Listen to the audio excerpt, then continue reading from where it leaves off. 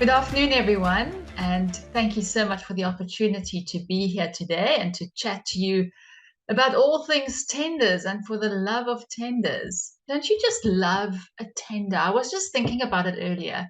I actually it's a love-hate relationship. I hate the relationship with the tender process. I mean, jeepers, there's so many hours that goes into the tendering process, putting the proposal together, getting that pricing right, going through all the documentation, making sure that you've got all the witnesses to sign what needs to be signed, the SBD form signed, the commission of oaths, and then just that magic feeling of having it perfectly printed out, having it in on time, and then the best feeling, I think, when it comes to being put through your paces, having to show your value, what you can do, and how you can actually make a contribution, getting that letter of approval. It's just a hallelujah moment with, I think, the magic letters on there, your PO number. I think there's very little else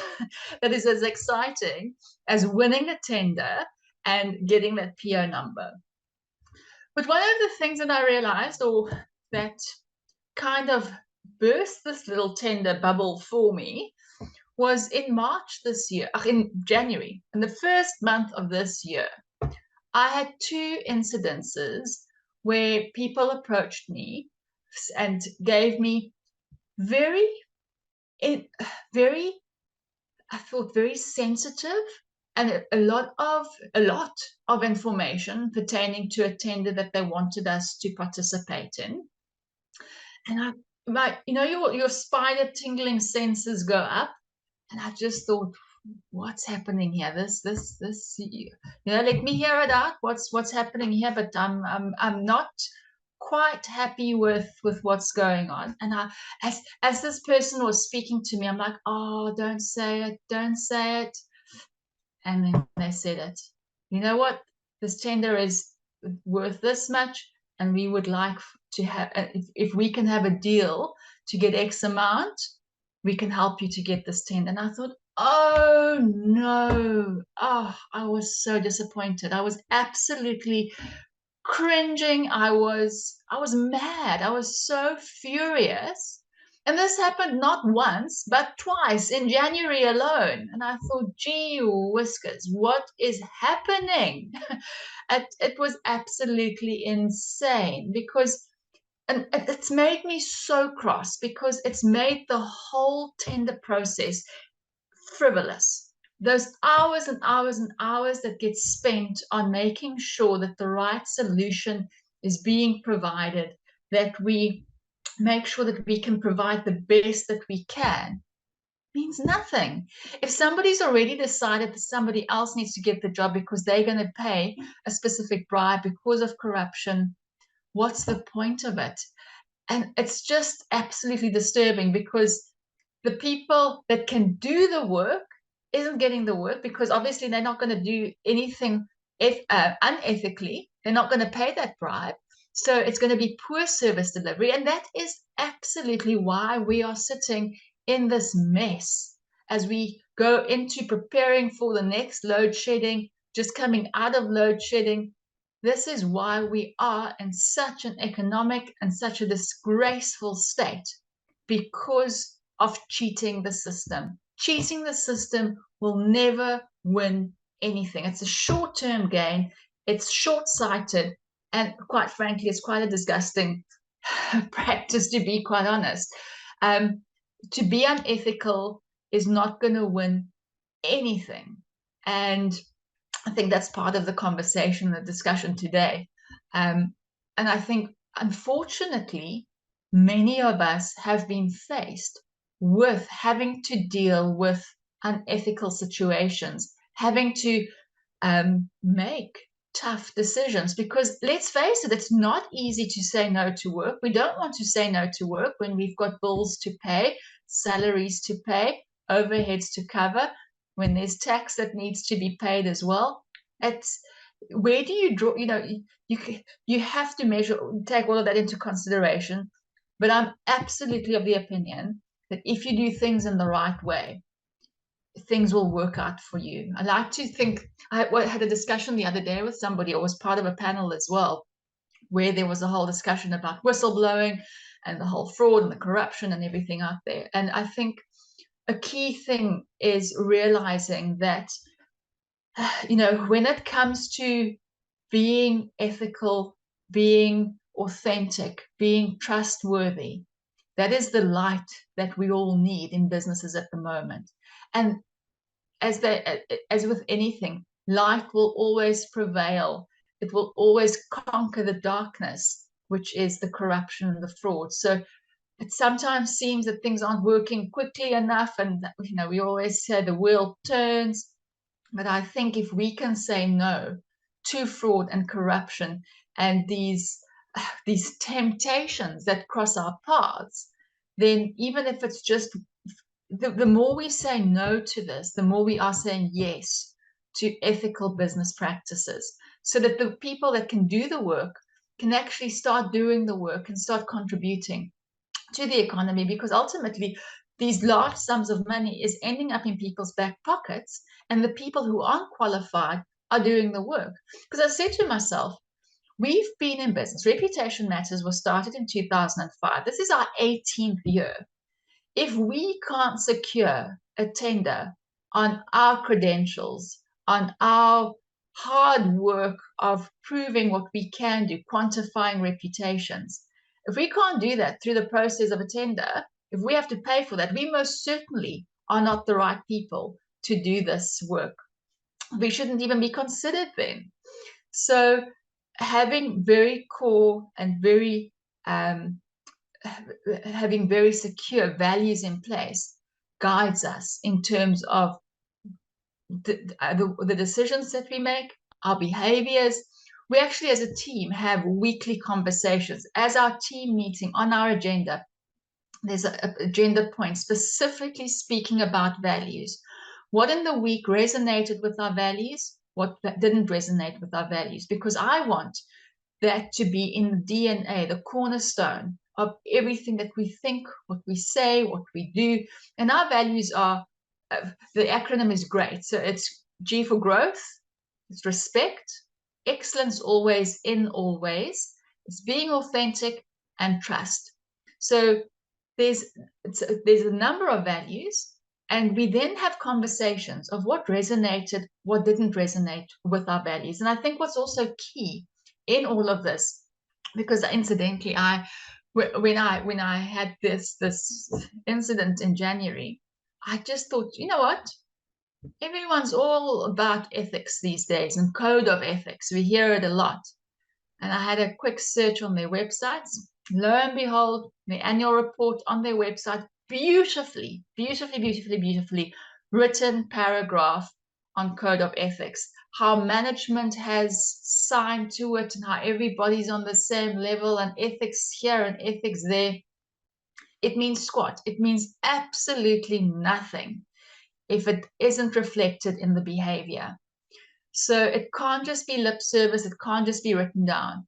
It has to be physically, the example needs to be set when it comes to values, when it comes to ethics, and the way that we do things. So this also made me think, is what can we do? How do we know what out there? What can we do to prevent this, to do this, to get the right people as part of our teams? I think being business owners, being entrepreneurs, being business women, it's a process to get the right people on board. I think we can all share many lessons in terms of that. But let's face it, if you don't have the right person on your team, that can be an absolutely disaster. It's a disaster from a productivity point of view. It's disaster from a reputation point of view, because that's where your reputation starts. It starts with having the right team on board and sharing the values, sharing the purpose of the organization. And if you've got one person on your team that isn't aligned to this vision, to adopting, living, breathing the values and the ethics, then things are going to fall apart. And it's your responsibility, it's our responsibility as business owners to have to have a grasp on this. What is happening with our teams? Because I think what often happens is we're very much focused on getting the message out there, building our reputations. And we very often think a reputation is all about that external message that we send, our image and our brand, and what do others think about us. Yes, absolutely. That's a very key and a very crucial part of building your reputation. It's all about consistency. You're either consistently good or consistently inconsistent. Either way, you are building a reputation for yourself. So with ethics, you're either ethical or you're not ethical. You can't be a little bit ethical. So it's a definite you are ethical or not ethical. When it comes to a reputation, you definitely have one. You either have a very good reputation or you don't have a very good one at all. But either way, you have a reputation of some sort. But it ultimately starts within the organization, how your employees speak to each other, how they resonate with the way things are done within the organization, that relationship with each other, the relationship with management, because that is where, as I said, your reputation starts, because they will share stories about the organization over weekends with family and friends. And your family and friends are much, much more likely to listen to the stories of your employees than looking at a billboard or reading an advert of some sort, or even an article. I mean, there's a whole discussion on the communication management side and the public relations side of things, but it starts with your internal management of your team. So I thought what would be quite an interesting exercise to go through with you is we've built a model to measure internal climate, because I think the more unhappy employees are, the more likely they are going to be to damage your reputation. They're going to look at doing unethical business things, and having a view in terms of what your employees are doing, where their mind space is, looking after their well-being will definitely help you in terms of building your business and your relationship with your employees, and ultimately the relationship with external stakeholders as well. So I'm going to quickly put up my screen and we're going to go through a little bit of an exercise, and it would be great if you can follow me as we go along. Okay, I think you can all see my screen now. So I'm quickly going to jump through the slides. There's something I just wanted to quickly add before we go through the exercise is things generally make my spider senses tingle, and should make yours tingle as well when it comes to somebody wanting to share information about a tender. So tender information should be shared with you, everyone at the same time. If there's an information session, then everybody gets the information at the same time. If anybody has as much as one question, that question should then be circulated to everyone with the answer. So it's very technically, it's a very rigid process that levels the playing field. So regardless of whether you're a big entity or a small entity, everybody has that same opportunity to be able to participate in the tender. If you get information about the tender, the size, or very specific details about budget and key areas, that should be a big alarm for you, especially if it's given to you not as part of a communication session, the bigger, larger picture where everybody participates. When it's given to you outside of normal office hours, outside of an office, when people don't want to share details using their work phone or email addresses, generally there's no audit trail at all. So it's quite difficult to, and the reason for that is because it's quite difficult to keep, you can't prove something that isn't written down or recorded. So keep an eye on that. And then also, as I've mentioned, the meeting times, normally not within working hours. So Key red flags. If this crosses your path, ask many questions and ask yourself whether you want to be associated with doing things not in the right way. So one of the things that I thought we could go through, and you can see my screen now, is something that we've developed is called an employee climate survey. And it's always good to get a sense of what's happening within the organization. Do we have a good climate?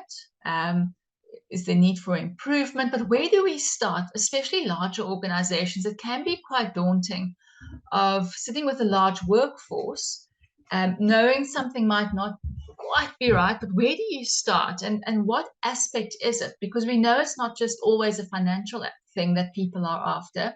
What is it that our employees need from us? So what we've developed is an internal climate survey. And the reason we call it that, because often it's used interchangeably. You've all either heard of an employee engagement or employee culture surveys. So what we did is we looked at all the different surveys out there, culture and engagement and everything. So we've combined it where if we look at an engagement project, generally that is, how do I relate with my colleagues, with my teammates, with my manager, those levels of respect. If we look at employee culture, that's very much related to values, my own personal values. How does that resonate with the values of the organization? And we've also included components such as communication, reputation, governance. So we've incorporated all of these different aspects to give a very big holistic view when it comes to understanding the internal climate. So what I'd need for you to do is just to get a piece of paper, and you're going to list, we're going to go through 12 different areas of what is impacting your internal climate. And when I'd like you to, if you think, before we start in detail with this exercise, I'd like you to think of your current employee climate. How would you, what percentage would you give yourselves if you are, and if the morale is incredibly high, the interaction, the engagement, it's just one of the most amazing places to work, you're going to give yourselves close to 100%. If it's somewhere that people dread going to, the morale is awful, there's no communication, sick leave is used to the max, turnover is in double digits, so then that would be closer to 0%, just to give you the worst case scenario. So give yourselves a percentage for what your perception is of your current climate. So now we're going to unpack that. So leave that number to the side for now. So the first item that we look at and that we need to consider when it comes to measuring a climate, looking at a climate, and the first building block of it is the leadership. This is where your climate starts. Are your leaders leading by example? Are your managers leading by example? Are you leading by example? So here we have a look at two aspects. So the first one is governance. How are we running, managing, governing our businesses? Do we have policies and processes in place that are communicated, that are accessible, that make sense? Because ultimately, as I mentioned earlier, a reputation is built on consistency. And consistency is built on having policies and procedures in place. And I always use the example as a silly example, but McDonald's, if I want to have a Big Mac in Cape Town, I know exactly what it looks like, regardless of whether I buy it here in Cape Town, in Joburg, or London, or America, wherever in the world I am. My McDonald's burger looks the same because of policies and procedures. Everything is standardized, and that's the way that things are done around here. So if you think of your policies, your procedures, let's call it the governance, give yourselves a score out of 10 for your governance within your organization. Now, what you could potentially do, just as an added exercise, give your own score of what your perception is of the governance, but then perhaps have a second column. What do you think your employees' perception is? How do they rate? How do you think they would rate the governance within your organization? So ultimately, you're going to have two columns. You're going to rate it. And if you want to, for a bit of fun, how would your colleagues rate the governance within your organization? So give yourselves a score out of 10 for that. Then the next one is adaptability. So how adaptable is the management team, the leadership, to change? How regularly does the management team look at what's happening in the business world, looking at the industry, being up to date with news, and how does world matters impact the business within which you are working, and being innovative to be able to deal with that change, being able to adapt. So give yourselves a score out of 10. And again, if you want to, what score would your colleagues or your employees give you for being adaptable?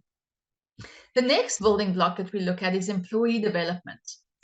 So number 3 on your list, expertise, is to what extent do the employees feel that they are in the right position if they take into consider the number of years that they've been with the organization, their qualifications, the training that they've participated in? Do they feel that they're in the right position for that? So if you give yourselves a score out of 10, and again, if you want to give what do you think your employees would score the organization for expertise and being in the right position for their qualifications, length of service? Then role clarity. So number 4 on the list that you're going to give yourselves a number for. How clear is their job spec? First of all, is there a job spec? It is quite interesting with often, and I think potentially this could sometimes be more for smaller businesses, but I've seen it across the board that there aren't something basic like job specs, having role clarity in terms of what is required from the person when it comes to what they need to do on a daily basis. And I think something that, so give yourselves a score for role clarity. And part of that as well, just to keep that in mind, it links to induction, onboarding, but then also making sure that everybody else knows what that role is. And just as a side note, and what's quite interesting, and we're seeing a lot of, we've seen it for quite a while, but there's also a lot of international research being done on it, and you might have heard of it as well, is the quiet quitting that comes to mind when it comes to role clarity, of people doing the bare minimum, literally just what needs to be done, and that's all they do. And I think it's very, very important to be aware of that. And I'll chat about wellness in a minute, but I think it is important that role clarity and how it links to the bigger picture of business as well. So the next pillar that we unpack is the ethical conduct. The business conduct is going to be number 5 that you give yourself a score to. So how ethical is the business when it comes to conducting business? And something which is incredibly interesting, whenever we do this exercise, or this research for organizations, your employees know the nitty gritty, the insides, they know what's happening. And we get a lot of incredibly valuable information from the feedback that we receive. And they would tell, they definitely would alert to many issues that could have been prevented if management listened to them. So it's all good and well to say, no, we're very ethical. As I mentioned, code of ethics, I mean, most companies have one. But we need to face the facts. Are people behaving ethically? Their behavior, does that reflect the behavior, reflect ethical behavior? So the way in which business conducts itself, give yourselves a score out of 10. And again, give a score out of 10 of what you think your employees would rate this on. Then employee responsibility. So here again, we look at the responsibility, the ethical way that employees are responsible for doing things in the right way. Just to mention as well, these different columns, these different elements aren't mutually exclusive. They are all interlinked. You can't just focus on one area. We have to focus and look at and unpack all the different areas, and they all impact each other as well. So employee responsibility would link to that governance side of things, that ethical way of doing business. If somebody knows that the right channels aren't being followed, what are the consequences? And I think that's a very big area, taking accountability for behavior or when things aren't done in the right way. So if you look at employee responsibility, taking responsibility, being accountable, give yourselves a score out of 10. And again, in that second column, a score out of 10 for your employees' perceptions of that specific area. Then if we look at the employee culture, we look at employee dynamics. And a key factor that we need to unpack here, and I've mentioned it earlier, the dynamic side of things. And this is dynamics meaning the behavior, the interaction, how we relate to each other. But the key word, cornerstone, crux here, links to values. So I want you to score yourselves your values of your organization, a score out of 10. How fluent are your employees when it comes to the values? Do they know what the values are? If you were to ask the newest person and the person that's been with the organization the longest, would they easily be able to rattle off what the values are, or would they need to have a quick glance at a poster? Would they need to do a quick Google search?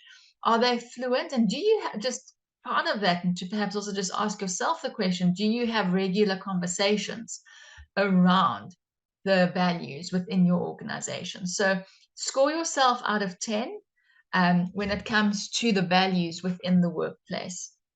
The next element, which would be number 8, is the diversity. So how diverse is your organization when it comes to equality of gender, disability, race, all the different areas.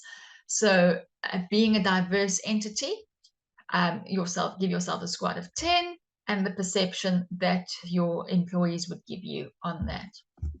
Then we look at compensation, and I think we all know that compensation isn't the main driver for a good workplace. I mean, it's a contributor, most certainly, but it's very often not the main area of why somebody is happy or unhappy at work.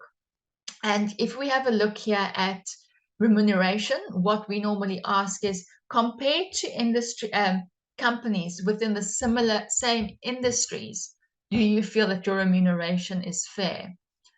So we're not going to ask if it's fair, because most people will just say no, they want to be paid more. But if we can provide that context of compared to similar organizations within the industry, do you feel the remuneration is fair? And also then communicating that is key. So give yourselves a score out of 10 for the remuneration. And then similarly with benefits, it being fair compared to similar businesses within the industry.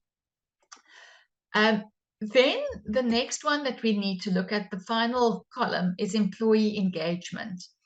And this is kind of tying it all together of having regular internal communication with our employees. And a key part here from a communications point of view is having regular communication, using the right channels of communication, but then very, very importantly is having that feedback channel in place. So do you feel that you can discuss issues with your manager with your colleagues? How do you raise a concern? Are your concerns listened to? So communication isn't just sending out that message, but it's also very importantly that listening component. So it has to be that two-way street. So if you think of your internal communication, give yourselves a score out of 10 for that. And then all of this joins together or equals to or forms the morale of, is this a place that I love working at, that I will tell my friends and family, I will highly recommend that everyone should work here because I love it so much. And a big component of the morale, but it's linked to all the other areas, as I said, it's not mutually exclusive, is also your employee well-being. It could actually also link to the employee well-being to your benefits. And I think that's an absolutely crucial aspect, which is becoming more and more vital to take into consideration, is that mental well-being of employees. Because I think something that we often forget, I mean, we're kind of back in the swing of things. The pandemic is a distant memory. No one wants to speak it, think it, hear it. But everybody, it's been an incredible time having come through that. People has had to deal with a lot with that, taking stock of where they are and having that mental well-being, knowing that your employer is looking after you is absolutely crucial.